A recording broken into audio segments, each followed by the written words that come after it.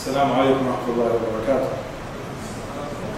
بسم الله الرحمن الرحيم. الحمد لله رب العالمين والصلاة والسلام على رسوله الأمين وعلى آله وصحبه أجمعين. أما بعد. What I basically said there in Arabic was, in the name of Allah, the most merciful, the most compassionate, and may He extol and send blessings of peace upon His final messenger, Muhammad, and upon His family, and those who follow them upon righteousness until the day of resurrection.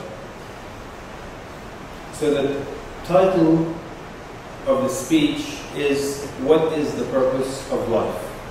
And this is an important question.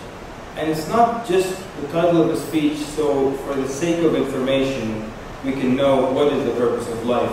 But it's an important question because it's linked to another important question. Once you know what is the purpose of life, that question leads you to another one, which is, what will be my final destination? Or what is the end for me? And what does this mean to me? It's not just that we're here to know the purpose of life. Now, there have been a lot of people who have contemplated the purpose of life. And there have been a lot of philosophers historically who contemplated life itself. What is life? What is the answer? And some of them came with the conclusion that it's basically imagination. Others said, because of the fact that I think, I must exist. And so many people came up with different things. But in our contemporary world now, many people have contemplated the purpose of life, and so many of them have come to the wrong conclusion. There are actually people who thought of this question, and their answer was that the purpose of life is to make money. And we have met so many people who have thought of it like that, who have come to this conclusion, that you're here to make as much money as possible, and then buy whatever you can with your money, and then provide with your money a good education for your children, so then they can have a good income, and they can make good money as well, and so on, and so forth. But of course, that is not the purpose of life. That is not the purpose of life. And everything has a purpose. Everything, everywhere on earth, whether we know and understand what the purpose is or not, every little organism, every insect, something as annoying as a housefly, it has a purpose. So it can't be that everything around us has a purpose. If you look at this room, you will not find one metal or plastic object that they just put there for absolutely no reason. They just went out of their way to put this item and hang it on a wall or from the ceiling for absolutely no reason. Every single thing that surrounds human beings has a purpose. So it can't be that the human being, him or herself, doesn't have a purpose. Yet everything around them has a purpose. And I'm not going to hold you in suspense for 30 minutes before I finally tell you what is the purpose. It's very clear and it's very simple. And Allah mentions it in the Quran, the Muslim holy book, where the purpose of life and the purpose that He created us is so that we may worship Him and worship Him alone. And that's as simple as it gets. And there is no complication here. Because the most important message has to be digestible, has to be clear, has to be understandable. It can't come to you coded, it can't come to you within the confines of a mystery, because it's the most important message. So this is something that Allah wants us to know. And for those who don't know, the word Allah, it's a name. It's the name of God in Arabic. It's not the name of a different God.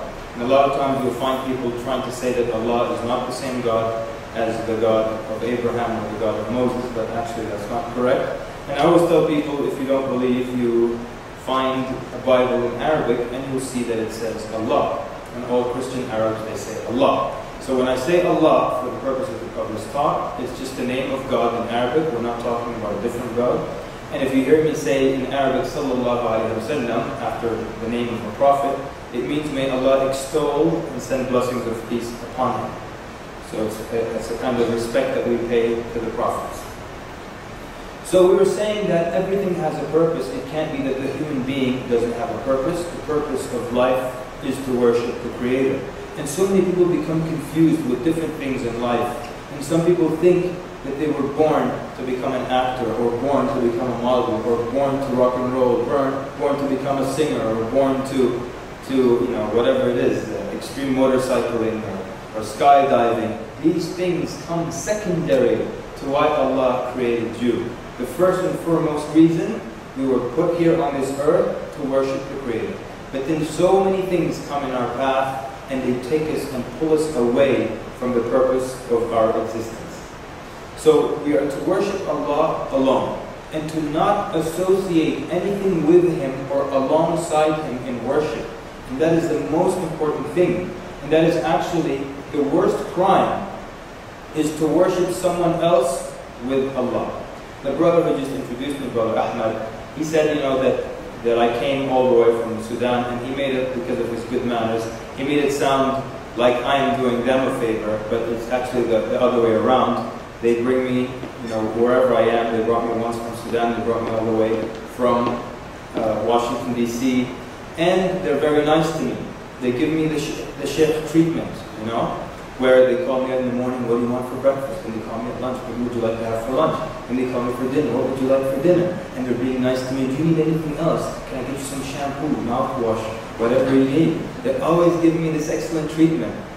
And imagine now, after being here for, let's say, a total of 2 weeks that I'll spend in Calgary, after these 2 weeks, when it's time to really thank them, I walk up to a total stranger that I never met before, and I say, you know what, I'd like to thank you very much for buying my ticket all the way from Africa and my return ticket. I'd like to thank you for all the meals that you've paid for me.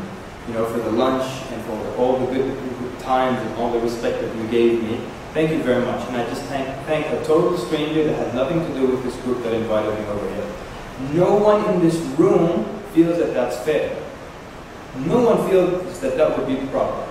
And if I were to give anyone in this room $1,000, would you go and thank somebody else for it? Or would you thank the one who gave it to you?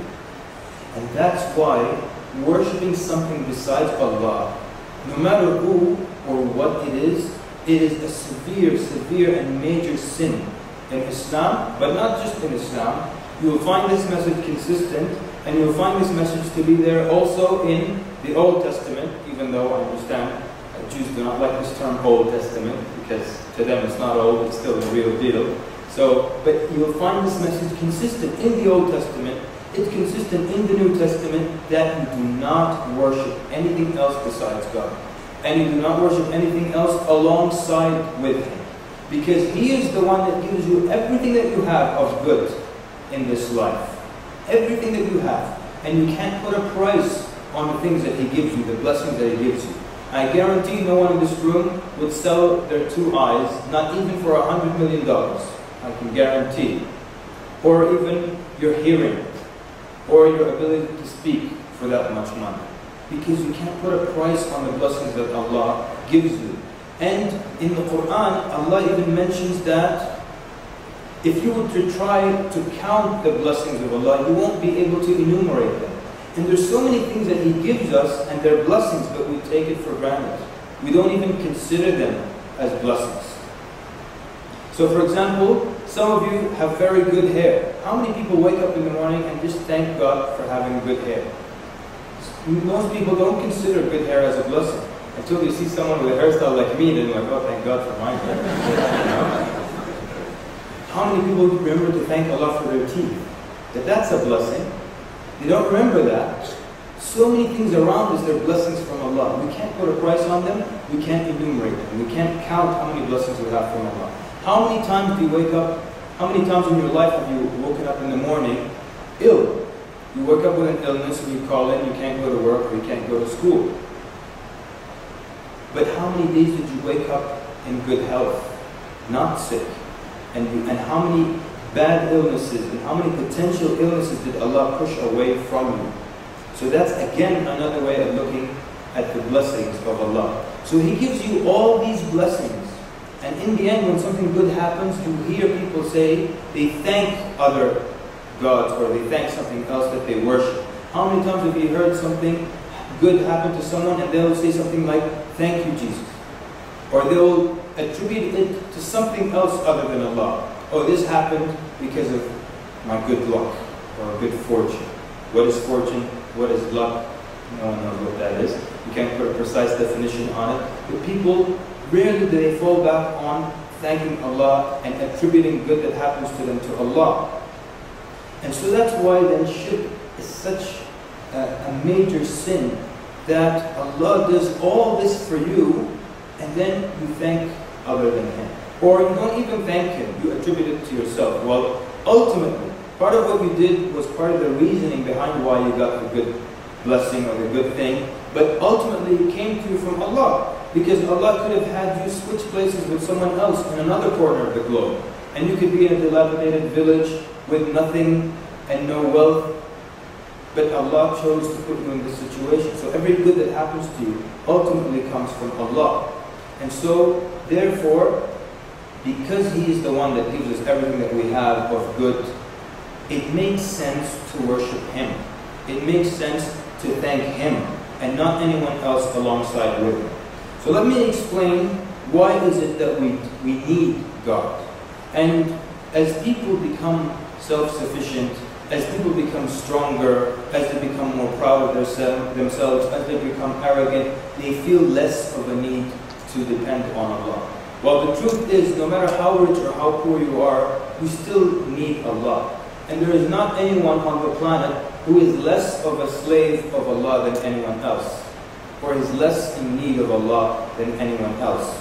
So we need Allah subhanahu wa ta'ala for certain reasons. But as people, as I said, when people are weak, and that's why historically you find the followers of prophets were of the first people, that were usually of the poor, and they would be the first ones to follow the prophet. And as people become more arrogant, they feel, well, I don't need to worship God, or what do I need Him for? Well, He's the one who gives you everything that you have. And the need for God goes back to a number of things. First of all, a lot of people say things like, you know, I believe that there is a God, but I don't believe in organized religion. And I don't know if that means they would like to believe in a disorganized religion, but I don't believe in organized religion. There is a God. What I'm going to do, I'm just going to be good. And if I'm good, God will take me to paradise. The question is, ladies and gentlemen, the question is, what is good? What is good? Who determines what is good and who defines what is good? And I'll tell you from personal experience, I used to live for 2 years in a country in Central Africa. My father was stationed there, and the country which shall remain unnamed. In that country, there was nothing wrong with stealing. It was not reprehensible, and it was not punishable by law. There's nothing wrong with stealing whatsoever. So if you caught someone stealing in your home, it was no embarrassment, there was nothing wrong with it. If you wanted him to be punished for that, you had to pay the police to take him to jail. Even though he stole from you. You caught him wearing your suit, and he had a fistfuls of your cash and your wife's jewelry and everything, but nothing was wrong with stealing in that society. And I'll tell you, one time, we were in the marketplace, I was with the chauffeur, and suddenly he started looking for his wallet. Someone had just stolen it, or there was a pickpocket in the vicinity. So he started looking for his wallet, and then he found it in the hand of the pickpocket. So he takes it from the pickpocket as he's smiling. It was kind of like, you. He takes the wallet from him, and the pickpocket was like, you got me. Not a problem. And everybody else was looking at this, they were observing this incident, and everybody was laughing. Like, yeah, he tried it, but he got caught. And I was the only one looking and staring at everybody. Are these people out of their mind? Are they crazy? What's funny about this? But nothing is wrong with stealing in that country. So much so that their president, he said in one of his speeches, he said, we don't steal, we borrow, but we just forget to ask permission. The president saying this in a speech. And you have to pay the police to take the person to jail, and you have to bring them a meal every day in jail. So you have to cook. What are you doing? I'm cooking up a stew for the poor guy that was stealing, and you have to drive to the jail every day and give him the meal. Why? Because in that society, they determine that there's nothing wrong with stealing. By the way, one time I explained this story in a community that was full of people from various African nations. And during the break, every different person would pull me and say, were you speaking about the country? Because it turned out to be a number of African countries have the same exact thing, where there's nothing wrong with stealing, It's not reprehensible, it's not punishable by law. So then what do we see in this example? We see a society, a given society, they decided on a certain, they took a certain issue or a certain value, and they said this is acceptable for the purposes of our community. One thing you kind of find to be universal is that universally, for the most part, human life is considered to be sacred. For the most part, wherever you go, you don't find anywhere where they consider killing a human being is the same as stepping on an ant, for example. So human life is sacred, but beyond that, it's a free-for-all. You find certain people, they take this certain value, and it's acceptable to them. And that thing is not acceptable to them. So in certain ancient cultures, pedophilia was okay, it was acceptable. There was nothing wrong with it. So if you lived in that society, you could be a good person and a part-time pedophile, but by your definition, you're a good person. And I give examples closer to home, where, for example, now, there are certain things in society, and at least I can speak for the United States, so that way I stay safe with the Canadians. In the United States, there are certain things that are not acceptable that have become replaced with euphemisms, and they've been given a new definition and have become acceptable. So, for example, you don't find young people in the States saying, well, I fornicated last night. They don't say that. They give a euphemism in its place. They make it sound good. They make it sound innocent. So what happens? We made love.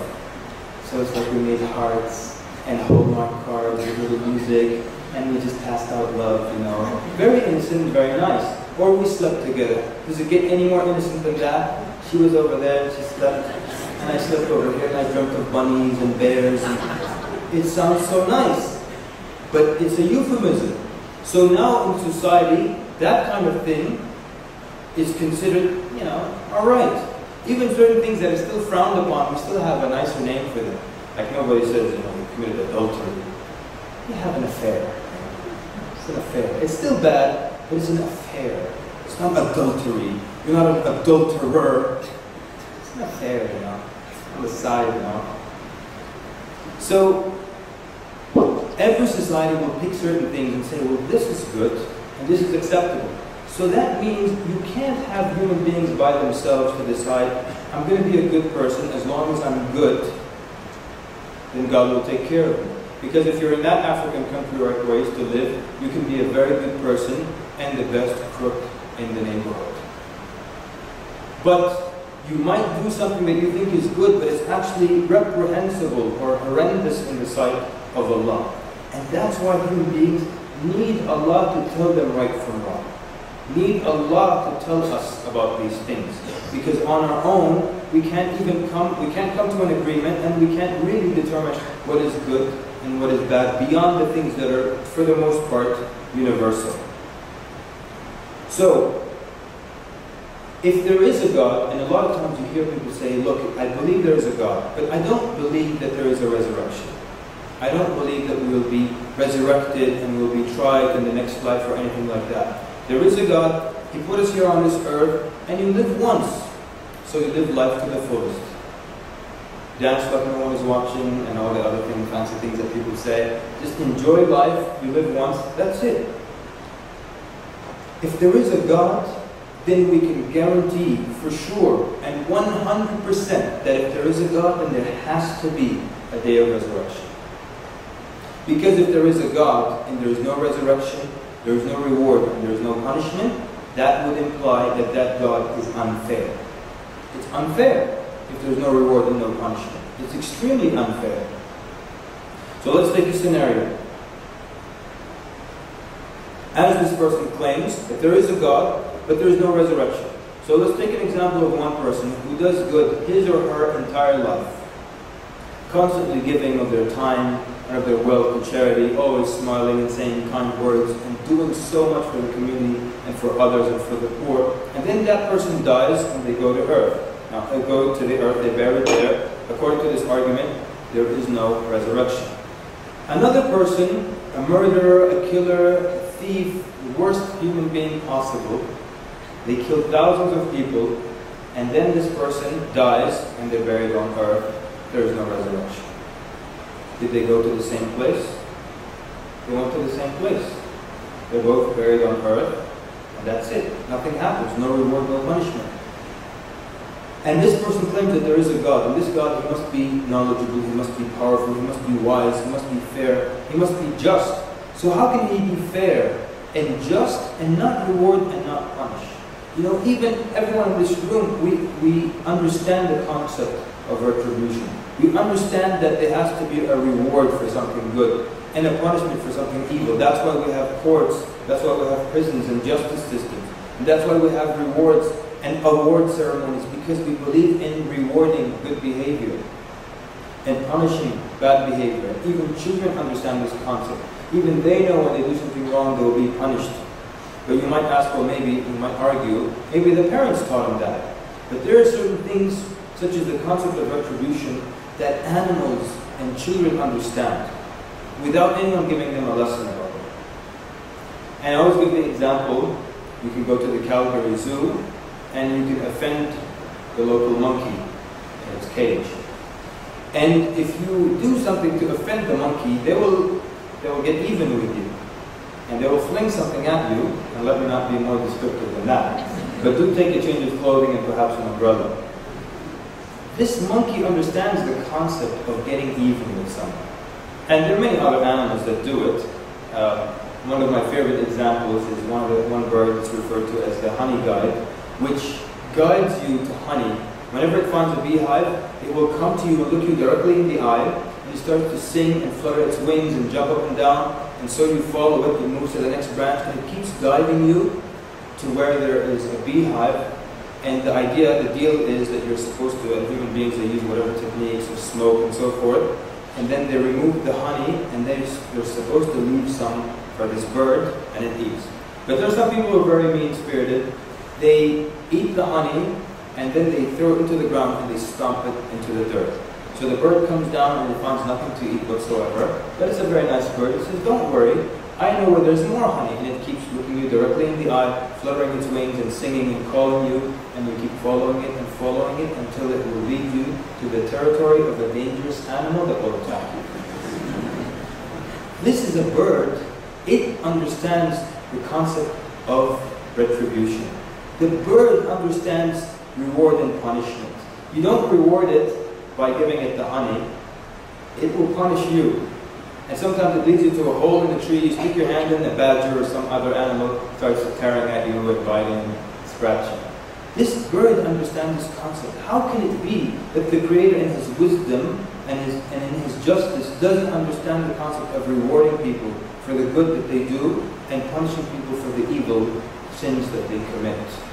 And so therefore, there has to be a day of resurrection. And if there is a day of resurrection, that means then God has to let His truth be clear to us, His message be clear to us as well, so we can know how to avoid the hellfire and how to enter into paradise. The other thing why people need Allah and why people need God is that the human being is created out of the body and the spirit. Every one of us here, we're a combination of the body and the spirit. The Islamic explanation is that life is this relationship between the body and the spirit. The minute the spirit leaves the body, that's the end of life. So because we're created of the body and the spirit, we have to take care of both. Not one, but both.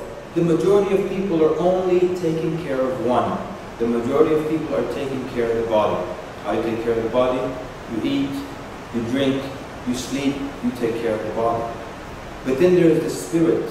And that's why you find people who have reached the epitome of taking care of the body, that they're very rich. They don't have to, let's say, go to work. They can sleep in if they like. They don't have to worry about where the next meal is coming from or the next drink. They've actually taken care of and satiated all the needs of the body. Those people, they still find this emptiness inside. That emptiness is the need of the spirit. That's why you always find people believing in something.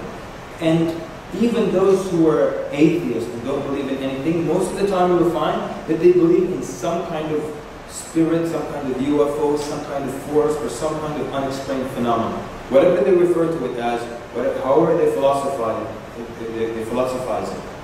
So that's because of the spirit, it needs something. And this emptiness that people find, and I always reference this show that used to be on television. It was called True Hollywood Stories. Anyone remember what else they would put in the title? They would say stories without the Hollywood ending.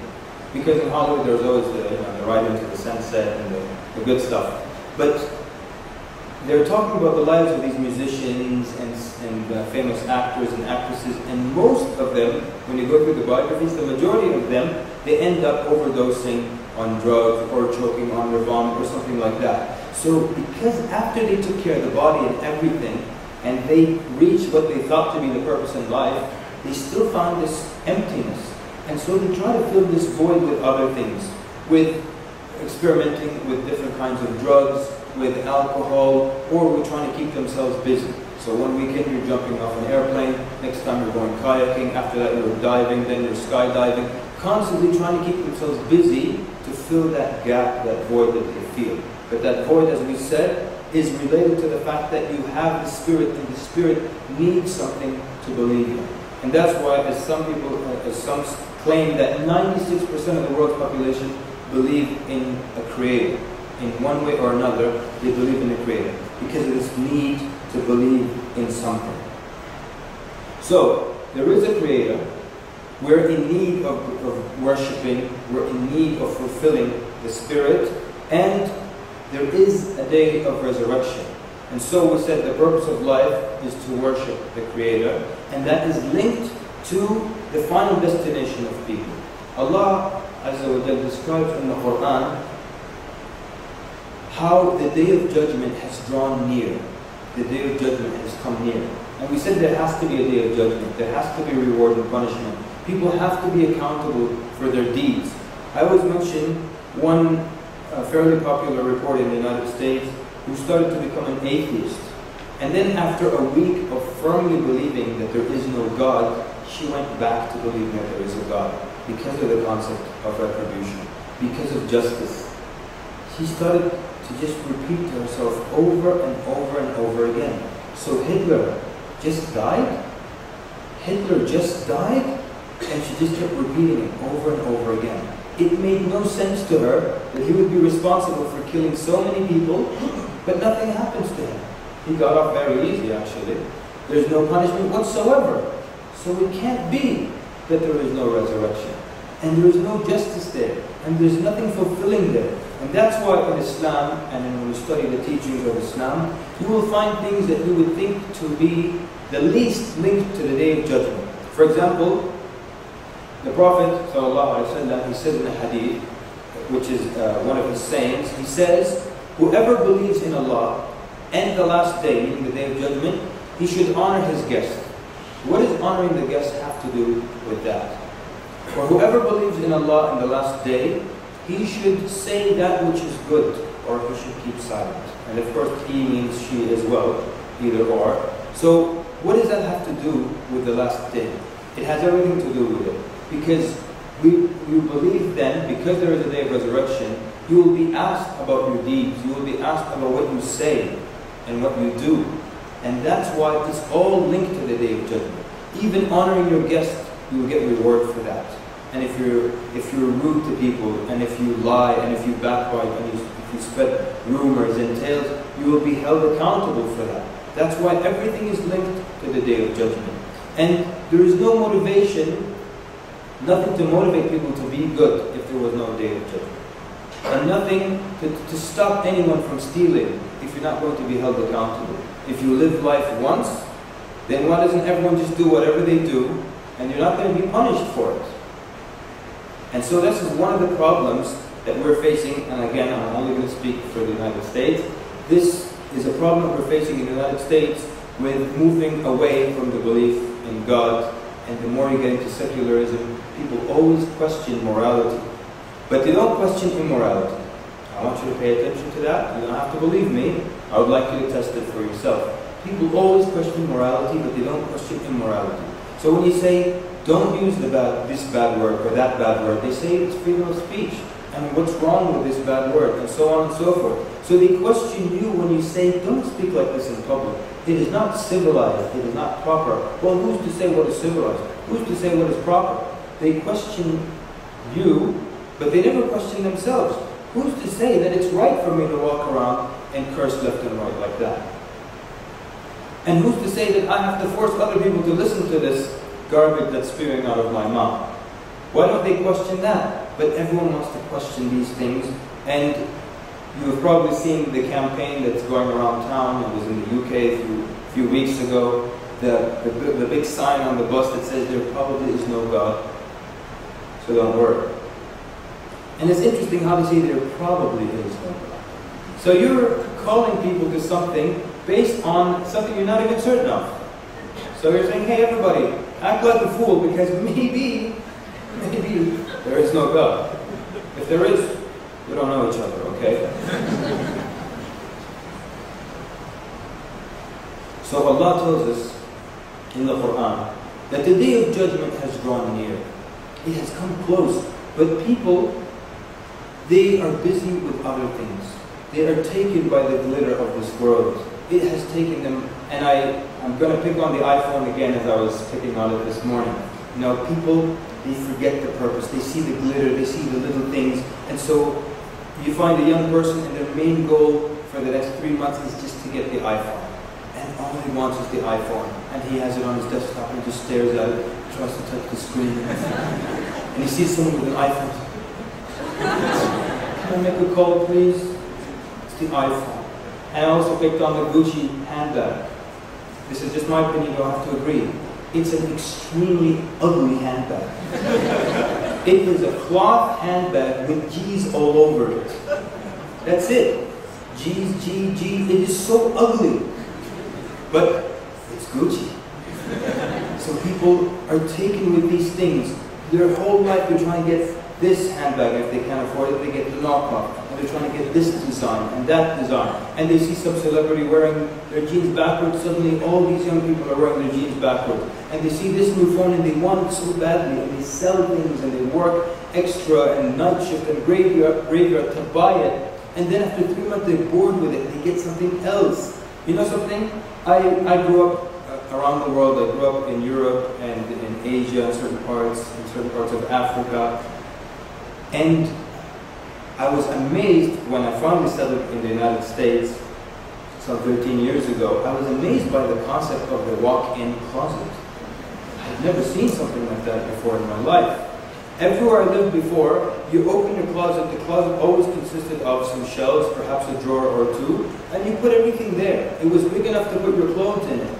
I was so amazed when I saw people with a closet so huge that they could fit in it.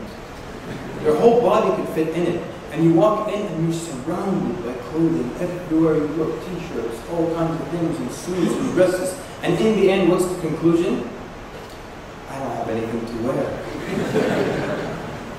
So it was amazing for me to see that people can have so many clothes and so many outfits for every type of weather. They've got an outfit, and if the sun is partly cloudy, they've got this garment to go, and according to their mood, they wear pink, they think they're polka dots, and all kinds of things, and fashion, and phones, and then, you know, these little gadgets that you're told that you need, and you don't need, and you're surviving very nicely without them, and all these gadgets that save you time, but in the end, you're so busy, you don't have time for anything. The glitter of this world has taken us away from the purpose of life. By the way, I'm not calling that anyone leaves, the minute that, you need to become Muslim, so you go home, break your iPhone, punch through your laptop screen, destroy your car, and then that's it. We're not saying that. But we're saying everything with moderation. And Islam, one of the beautiful things about it, it teaches moderation. Everything should be moderate. Everything should be moderate. Your way of life is Islam. And it's linked to your worship of Allah. And that's why you find worship in every part of the Islamic religion.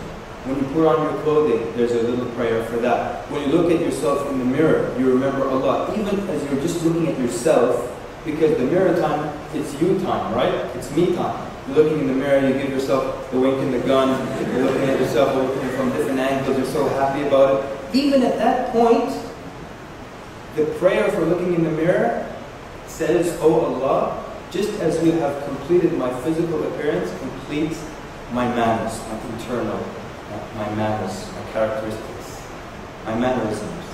even then you're remembering Allah. At the time when you would mostly be thinking and focusing on yourself, you're remembering Allah. So you see worship in every act or aspect of life in Islam, because you're constantly reminded of what is the purpose of life. And all these other things come secondary. So yes, now I have to go back and say, yes, get the iPhone, it's not a problem. Get the Gucci bag, even though it just has G's on it. And that's not really a useful sentence. I would prefer if the Gucci handbag said, this purse cost me $400. That's a useful statement, but it's just G's, you know? And maybe zeros are more attractive than G's, but we can debate that. So the point is, Islam is not saying leave off everything. And I know a lot of people sometimes think of it that way. And even sometimes Muslims get confused like that. One time someone pulled me aside and said, look, I had a laptop, I used to love it so much, I was afraid the laptop would take me away from Allah, so I broke it. I said, next time something takes you away from Allah, please give it to me first. But it's not required of you to break something, and a laptop isn't really going to take you away from Allah. It's not like you're going to start bowing to the laptop. OHP, or whatever. So the point is, as Allah warns us in the Quran, that the day of judgment has drawn near. But people, they're still busy with the glitter of this world. They're just running after little things here and there that they believe will make them happy. And after they get them, there's still that emptiness inside. There's still that emptiness inside. You know something? Every time a new car comes out, I've never owned a brand new car, by the way. Every time a new car comes out, I tell myself, you know, I'm just going to go buy that car. I love it, it's great, I'm just going to go buy it. And then I don't, for financial reasons. But in the end, 3 months later, I don't like it anymore. Or 6 months later, I say to myself, you know, I'm so glad I didn't buy the 07 model, because the 08 is so gorgeous. I'm happy I didn't do that. And then the 08, you love it, you want to get it, and the 09 looks better. And you know what? So you would think that if I get this car, I'll be so happy. But maybe after 7 months, I'm like, nah. Now I'm stuck making payments for 5 years. I can't even look at other cars. I have to lower my gaze from other cars. So, we will be overtaken by the glitter of this world and the things that attract us and the things that we feel will make us happy, or that we make ourselves believe these things will make us happy. Well, the truth is, true happiness is in the worship of Allah. And that's why you see people around the world, and those of you who have traveled a lot, you have probably seen people with, comparison to what we have, nothing. But they're so happy. And you've seen people who live in affluent neighborhoods, and very rich people with the best cars and the best homes and swimming pools and so on and so forth, and yet they're unhappy. And it's interesting, and again, I'll pick on the States, even though deep down I feel there's no difference. I shouldn't have said that. But I'll pick on the States, where in the majority of affluent neighborhoods, you have the highest percentage of people going to the shrink, and you know, the wife has got this with the shrink, and the young man is into this kind of problems, and the girl is seeing a psychiatrist as well. So then they'll say things like, you know, this person, he's a successful person, but his wife had a nervous breakdown, his daughter, his son is in jail, his daughter is going to the shrink, you know, and he has mental issues. Excuse me, how is he successful exactly? How is he successful with all these problems? Successful means he's got money, he's got a car, he's got a home, you know, he's got all these things. His bank account, you know, he doesn't have minuses, you know. Like my bank is Bounce of America, by the way. Because my checks are bouncing all the time. All right. So the point is, thank you, sir. Ahmed, thank you. These young men appreciate the jokes, yeah. You know when your day of judgment begins? Because there's the collective day of judgment, but yours begins when you die. And there's no doubt that everyone in this room is going to die. There's no doubt. I don't think any sane person in here believes that there's a day when they will not die. We all know, no, we do believe that, but none of us believe that there's a day, that there won't be a day when we die. Because we all die. Even if someone in here has some kind of outrageous hope that, you know, I'm going to freeze myself and one day they'll stick me in a giant microwave and then I'll be revived again. Even that person knows that they're going to die. So if we're going to die and we know that there's a resurrection, What do we have to show for the day of resurrection? Because it has drawn near. And no one knows when they're going to die. Most people believe that they will die, when they're on their deathbed, and all their children and their grandchildren are circled around them. And then they will say some very well organized words of prose that are filled with wisdom, and then suddenly they pass away. Everybody would like it to be that romantic, but we don't know when we're going to die. Some people will die within the month, some people will die within a year. Is it fair to assume that no one in this room will die a year from now? Is it fair to assume that? But everyone right now feels it's not going to be that. Everyone right now, when I said that, you should look at the guy next to you like, feel sorry for him. It's not going to be me. But you know what? It could be you. The early Muslims used to say, the angel of death overlooked you to take the souls of your brothers. And one day he will come to you and overlook others. What do you do when that day comes? How do we answer Allah Azza wa Jalla? What do we say to Allah? Because every single one of us will stand in front of Allah and will be asked about the words that we use, the things that we did. We will be asked about that. And only those whose good deeds outweigh their bad deeds will be the ones who enter paradise. But what if you thought you were doing good deeds, but they weren't good deeds in the sight of Allah, they were good deeds in the sight of your given community? What then? And we understand and we know that three things will follow you to your grave. And I always like to remind people of that. Three things will follow you to your grave: your family, and your wealth, and your good deeds. But once they bury you and they put you in the ground, your family will come back to fight over your good deeds. And you have nothing left to fight over your money, your wealth, and you have nothing left except your good deeds. And so then, the purpose of life is to worship the Creator. But it is to worship Him in how He wants to be worshipped. Because we've heard people make the argument that there are as many ways to God as there are souls on earth. And many people accept that. But the problem is that, first of all, that is an assumption and a statement made by somebody. It is not backed by any scripture. It is not backed by anything specific. The second thing is that how can it be that everything in this world is organized? Those of you who are computer programmers or chemists or engineers, you know that there's a system to do everything. There's a way, there's a pattern, and there's a technique. But when it comes to finding your way to God, everybody can do it however they like. This guy thinks that he'll go to paradise if he swallows a live frog every Wednesday morning. This guy thinks he can do it through this way, through that way. This group says we're going to kneel down. This group says we're going to hang upside down. And everyone thinks they can reach God their own way. So out of the fairness of God is that He shows us what is the truth. And I know a lot of people think that how can I know where is the truth? There's so many religions on earth right now. And I can't tell which is the truth. I don't know if it's Islam. I don't know if it's Judaism or Christianity or Buddhism or Taoism or Jainism or Zoroastrianism. How do I know where is the truth?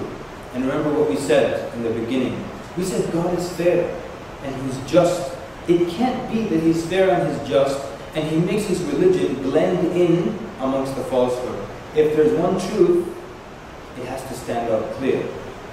Allah says in the Quran, فَمَاذَا بَعْدَ الْحَقِّ إِلَّا الضَّلَالِ. What is besides the truth except that it's falsehood? Meaning if it's not the truth, it's falsehood. It can't be that there's more than one truth. That there's one God and that's true. And there are 20 gods and that's also true. And there are 3 gods and that's also true. There's one truth. And that would imply that the rest are not true. So how do we know where the truth is? We'll take another analogy. If I give you 10 essays, and I tell you, one of these essays was written by Shakespeare, and the other 9 were written by second graders, are you telling me it would take you a long time to determine which is which? You're going to come up with, okay, I'm not sure which one it is, but I've got these 2, so I'm not sure which is Shakespeare. The one about me and Mommy playing in the park all day, or this strange one that's titled Aught Hello. Who would know which one Shakespeare wrote? It's very clear. So are you telling me, for the sake of argument, let's say there are 3,000 religions on earth, If one is from Allah, and 2,999 are a combination of being from devils, from con men, and all kinds of other things, I can't tell which is the one from Allah versus the one written by a devil or a con man or what have you. It can't be that the work of Allah looks just like the work of a devil. And I know a lot of people are confused and they think, well, who knows who has the truth? And Muslims are very sure of who has the truth, because we looked at it analytically. And one of my personal, I'm sharing a personal thing with you, one of my favorite and personal things in Islam is that the Quran calls you to contemplate the Quran itself. Contemplate this book itself. Could it have been written by a human being?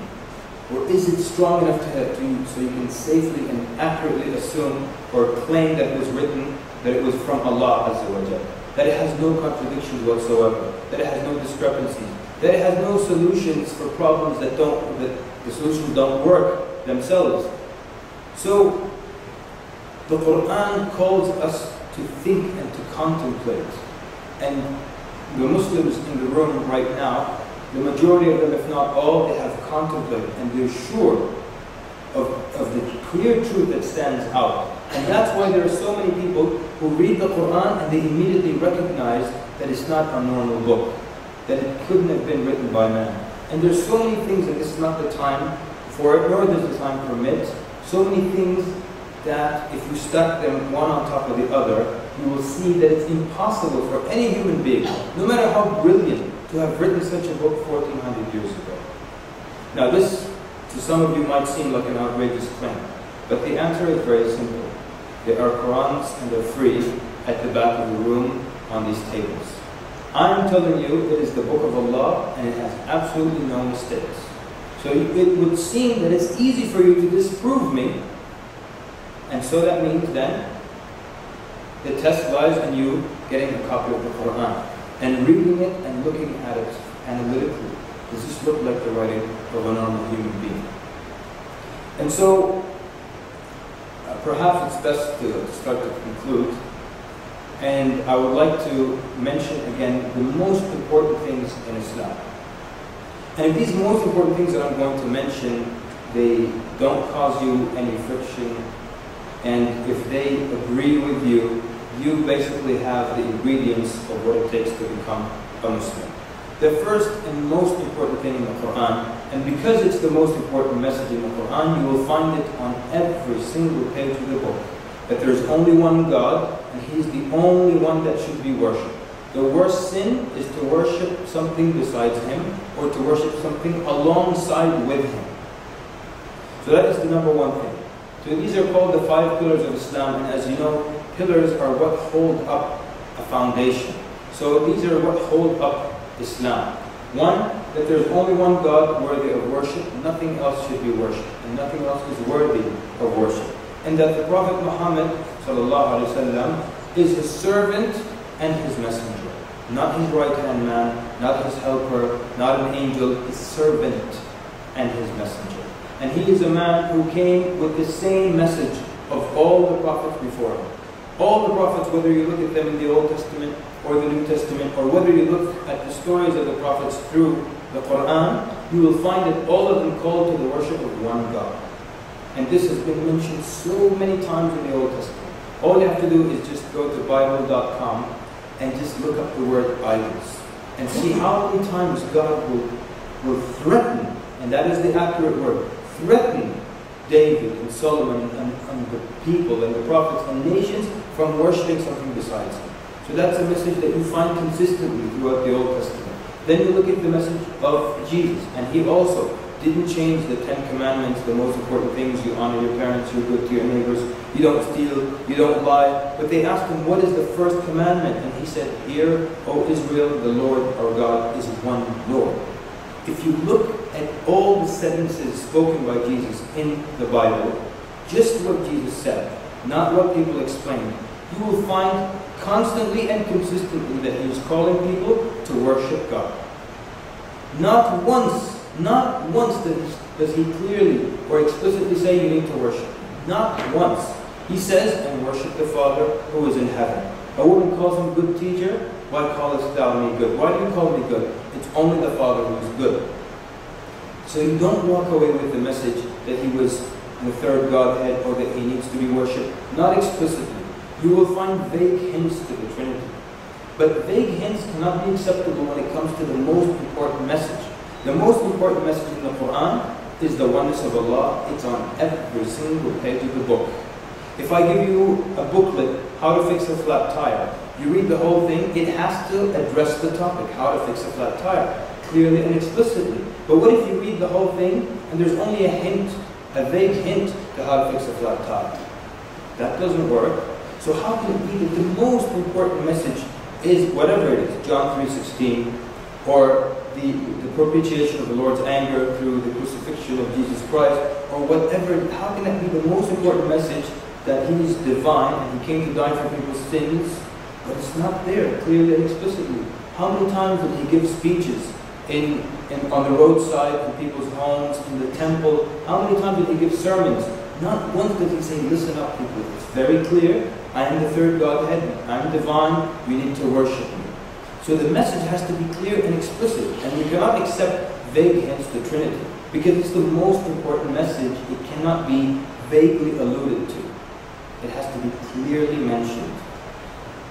And so when you look at the teachings of the Old Testament, and you look at the teachings of the New Testament, you'll find constantly that there is one God. I am your Lord, besides me there is no God. And then you look at the message of the Prophet Muhammad ﷺ, and it's the same exact message. The Ten Commandments don't change, and it's one God that is worthy of worship. And you find that the Quran mentions all the other prophets, and it mentions their names, and it mentions the events in their lives. And if this book were written by an impostor who pretended to be a prophet, then he would spend the majority of the book talking about how great he was, and talking about himself, and not talking about other prophets. Jesus is one of the top 5 of the greatest prophets in Islam. And it's no joke, and you cannot pick and choose from issues of belief. Islam is very strict in issues of belief, more flexible in issues of dealings and worship. In issues of belief, it's very strict. Out of the 1.2 billion Muslims on earth, if one of them today stood up and said, I don't believe in Jesus, or I believe in all the prophets, but I don't like Solomon, then he's not a Muslim, or she's not a Muslim anymore. It's not like they're 98% Muslim. It takes them out of the fold of Islam. So, an impostor, why would he make that a stipulation in his made-up religion? That you have to believe in these other men who came, versus you just have to believe in me, which is what an impostor would do. So you find again the consistent message of one God, also in the Quran. That all the prophets came from the same place. That if I were to take you back some thousands of years ago, suppose someone says, yes, this is the time of Jesus, all right? So Jesus was right there in front of him, and he is a prophet sent by Allah to teach people. And he says, well, I choose to follow Solomon. He was a prophet of God, so I'm following Solomon. They tell him, but God sent you, a prophet, right now. He's here on earth now, today. And his message is here, and he was sent for you.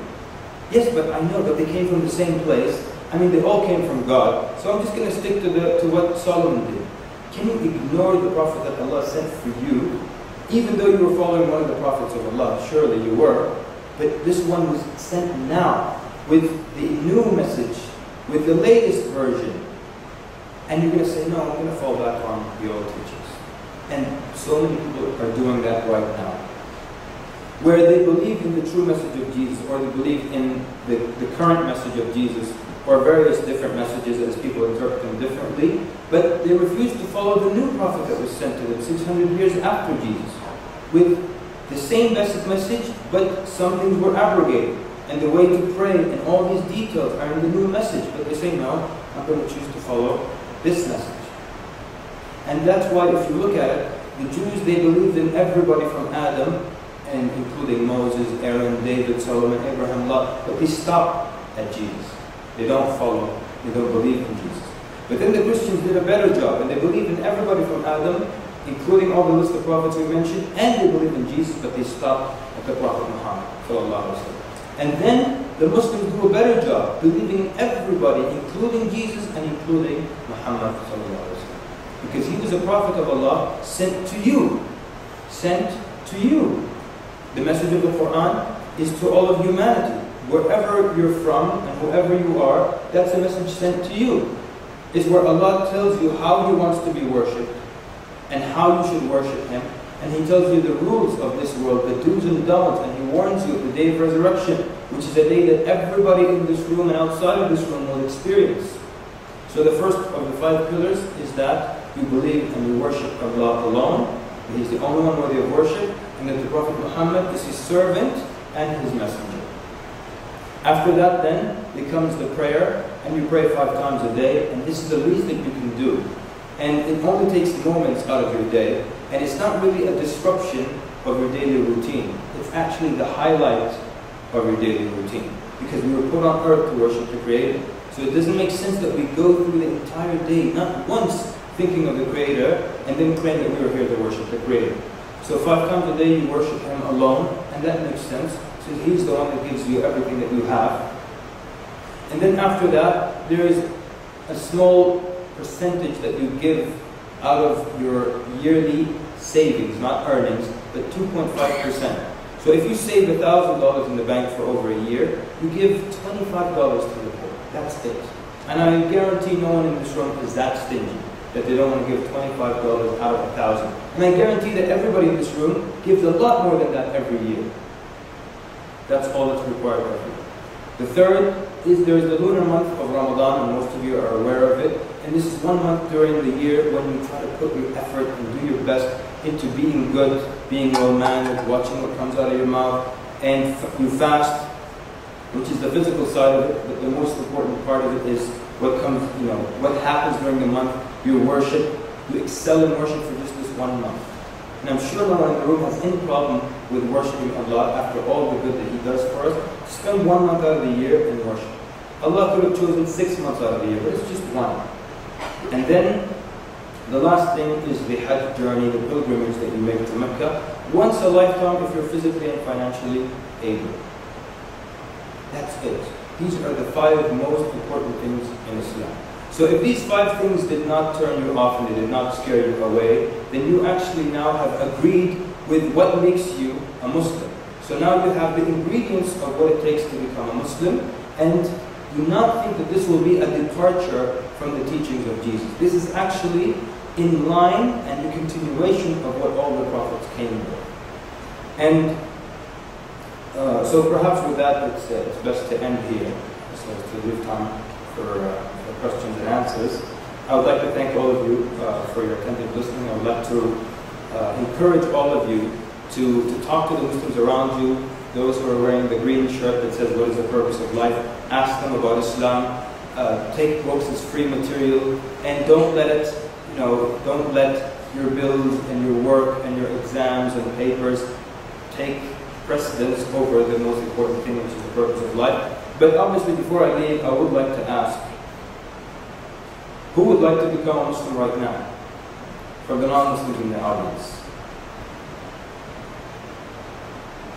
I need the brave soul to take the first step. Who's going to do that? Okay, who would like to do it later and not put their hand up right now? Put your hands up. Okay, great. So what we'll do, please, look into it more. Please talk about it more. And there's a lot of material in the back. And those of you who agreed with the 5 pillars of Islam, who agreed with the basic message that we have spoken about today, you actually have the ingredients of a Muslim. So it doesn't make sense for you to not accept Islam if you believe that only one God should be worshipped, that the Prophet Muhammad was probably one of the prophets of Allah, since he came with the same basic message as all the prophets before him, and he fits the mold of a prophet in his teachings and in his actions and in his sayings. And so if you have come that close, then it would be a shame to not become a Muslim. And do not let anything else deter you from that. But again, I would like to thank you for attentive listening. And may Allah extol and send blessings of peace upon His final messenger Muhammad. Sallallahu wa barak ala Muhammad wa ala alihi wa sahbihi ajma'in. Thank you very much. Wassalamu alaikum wa rahmatullahi wa barakatuh.